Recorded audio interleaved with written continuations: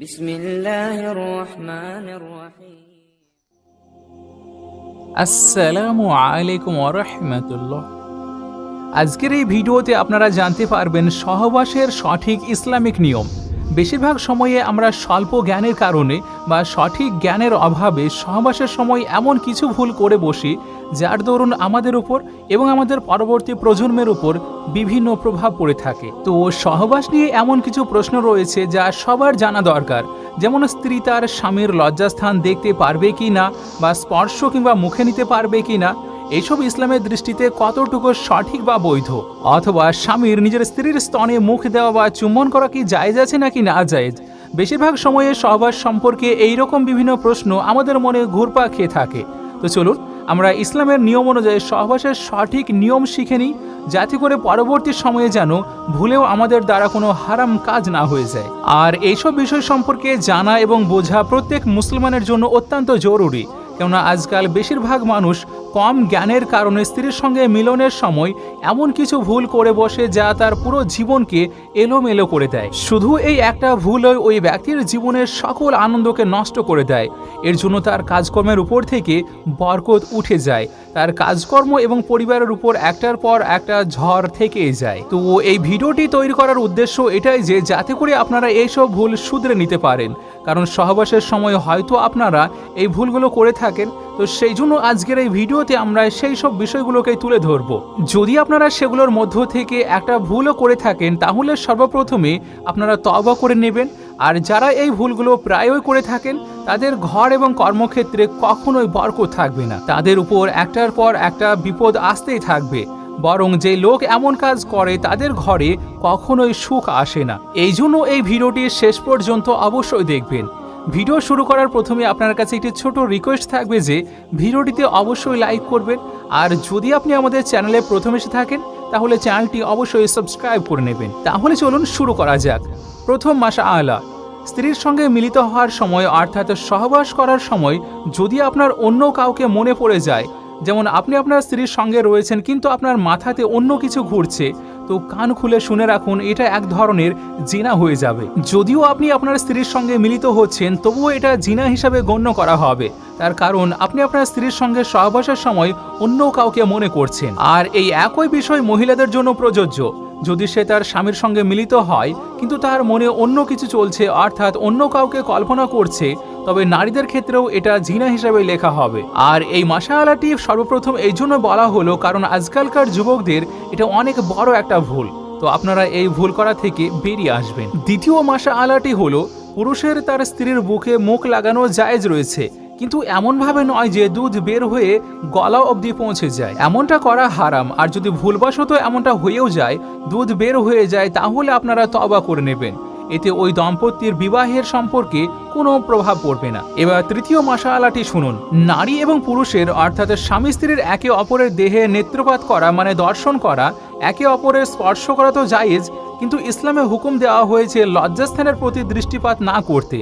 এক্ষেত্রে পুরুষ হোক কিংবা নারী লজ্জাস্থানের দিকে দৃষ্টি না দেওয়াই উত্তম হবে, এতে বিয়েও দুর্বল হয়ে যায়। এছাড়াও কিছু কিতাবে লেখা আছে এটা করলে চোখের দৃষ্টির শক্তি কমে যায়। চতুর্থ মাশআআলাটি হলো পুরুষ নিচে থাকবে এবং নারী উপরে থাকবে, এটি কিন্তু সহবাসের সঠিক ধর্ম নয়। এতে নারীর বাঞ্জা হয়ে যাওয়ার সম্ভাবনা থাকে।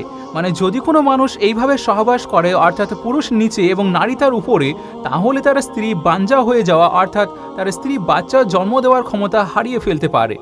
আর এই ধরনের পজিশনে পুরুষের লিঙ্গে চোট পাওয়ার সম্ভাবনা থাকে, তো এটির দিকে অবশ্যই খেয়াল রাখতে হবে। পঞ্চম মাশআআলাটি হলো সহবাস সম্পূর্ণ করার পর যখনই আপনারা পৃথক হয়ে যাবেন অর্থাৎ আপনাদের মিলন সম্পূর্ণ হবে, তখন নারী এবং পুরুষ উভয়েই আলাদা আলাদা কাপড় ব্যবহার করবেন নিজেদের লজ্জাস্থানকে পরিষ্কার করার জন্য।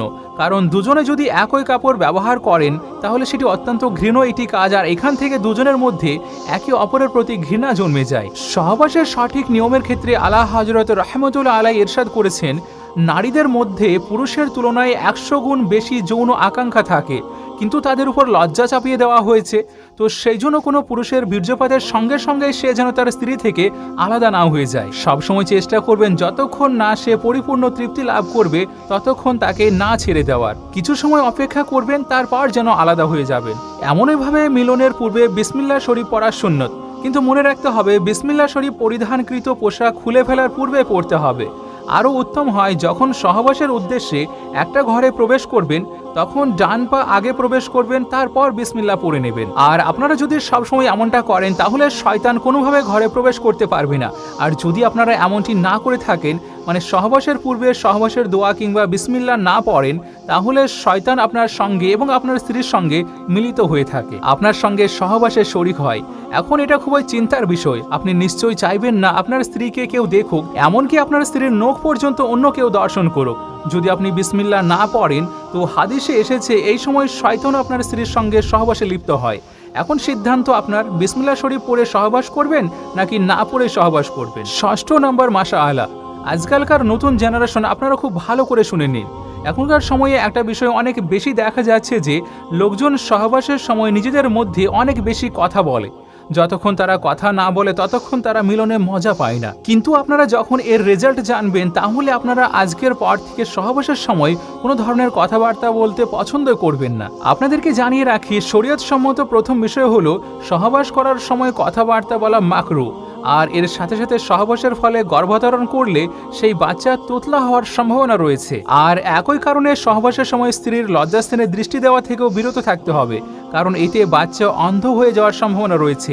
এছাড়াও সব পোশাক খুলে একেবারে উলঙ্গ হয়ে সহবাস করা উচিত নয়, এতে বাচ্চা বেহায়া হয়ে জন্ম হওয়ার সম্ভাবনা রয়েছে। এর পরের মাশাআল্লাহটি শুনুন, যে ভুল আজকের যুগের অধিকাংশ যুবক যুবতী করে থাকে। যে ঘরে আপনারা সহবাস করেন যদি ওই ঘরে কোনো কোরআনের আয়াত লেখা থাকে কিংবা ওই ঘরে কোনো ছবি আছে আর যেখানে কোনো দোয়া লেখা আছে, তো যতক্ষণ না পর্যন্ত ওই জিনিস কাপড় দিয়ে ঢেকে দেওয়া হয় তো ওই ঘরে সহবাস করার সম্পূর্ণ পোশাক খুলে উলঙ্গ হওয়া ওই জিনিসের প্রতি বেয়াদবি করা হবে। তবে হ্যাঁ, যদি কোরআন রাখা হয় সেক্ষেত্রে কোরআন একটি পরিষ্কার কাপড় দিয়ে ঢেকে রাখা হয়, তবে এতে কোনো ধরনের অসুবিধা নেই। আর এমনইভাবে কাবা শরীফের দিকে মুখ করেও সহবাস করা নিষিদ্ধ রয়েছে।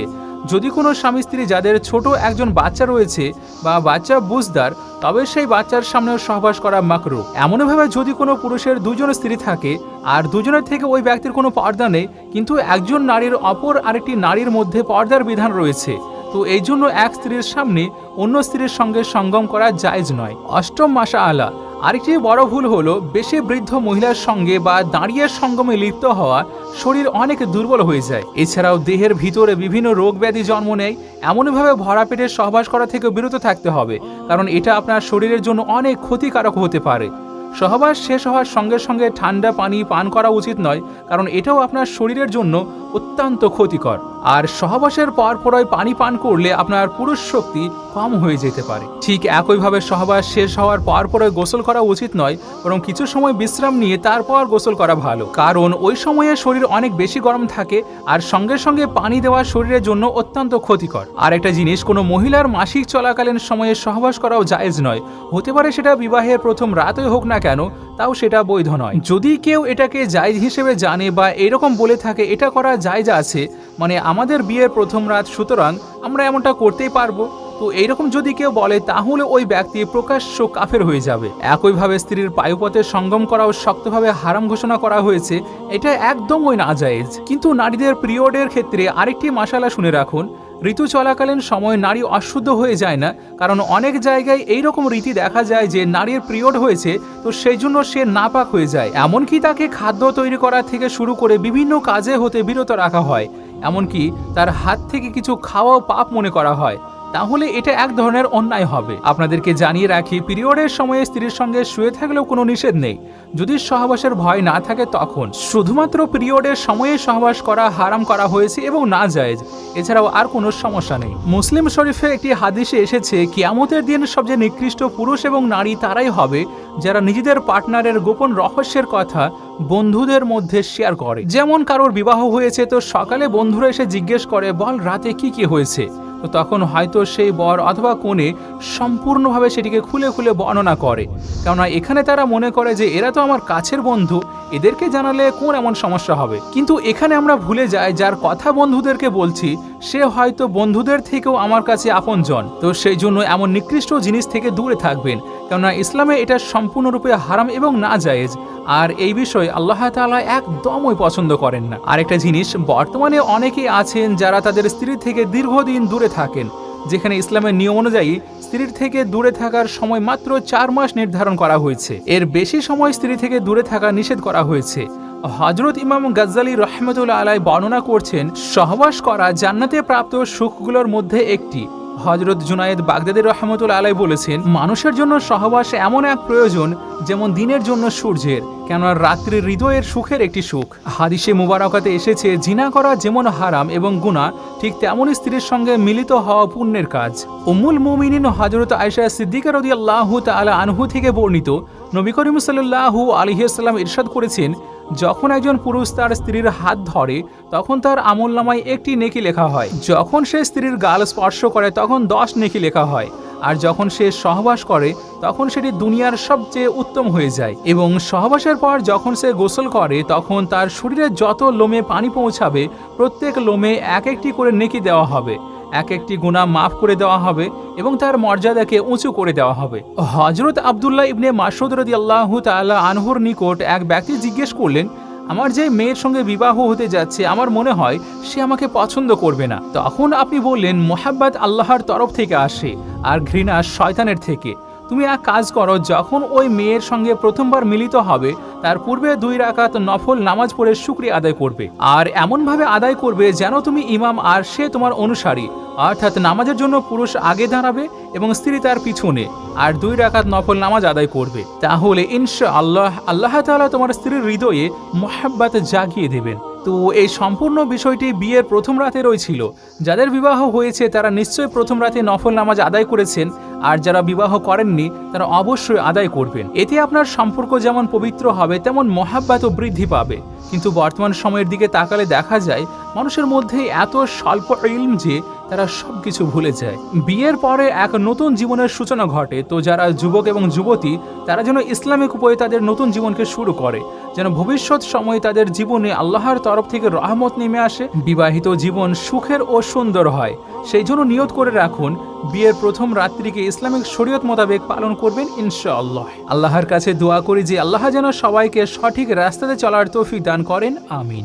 ভিডিওটি যদি আপনার সামান্যতম ভালো লেগে থাকে তাহলে এটি সওয়াবের নিয়তে অবশ্যই শেয়ার করবেন, যাতে করে এখান থেকে অন্য যুবক যুবতীরাও শিখতে পারে। আর সেই সঙ্গে যদি আপনার কোনো প্রশ্ন থাকে তাহলে অবশ্যই করবেন, আমরা ইনশাআল্লাহ উত্তর দেওয়ার চেষ্টা করব।